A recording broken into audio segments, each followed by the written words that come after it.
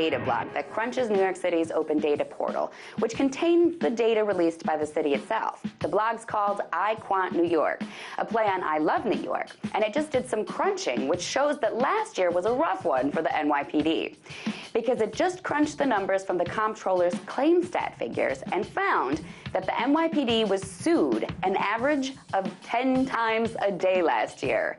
10 a day!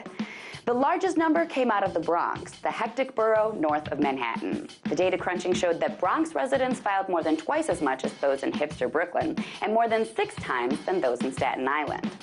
The borough with the fewest lawsuits filed was, you guessed it, the rich borough of Manhattan. The Bronx neighborhood of Longwood had the highest rate of suing the 5-0, with 2.79 lawsuits being filed for every 1,000 residents. It's worth taking a look at Staten Island more specifically, too, since that was the site of Eric Garner's tragic death. And guess what? The vast majority of lawsuits against the NYPD on Staten Island were filed right around where he died. And according to iQuant New York, there are more crimes reported in the neighborhoods with all the lawsuits, meaning there are more police interactions in those neighborhoods, which inevitably means more lawsuits. And according to data from New York City Comptroller Scott Stringer's office, all of those lawsuits didn't come cheap.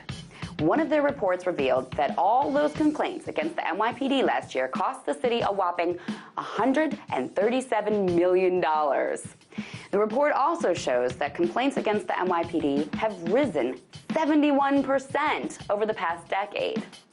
Most of the claims are for police misconduct, civil rights violations, and injury and damage from accidents involving police vehicles. The report says that the Comptroller's 2015 budget has set aside $674 million to pay out settlements and judgments from lawsuits against the city, which comes to about $80 per New York City resident.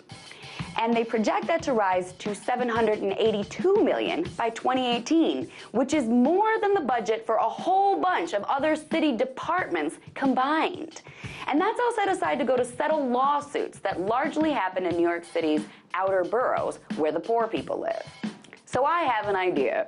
Why doesn't the city just fork over the cash to its poor neighborhoods now and save everyone the time and trouble? And hey, it might just save a few lives, too.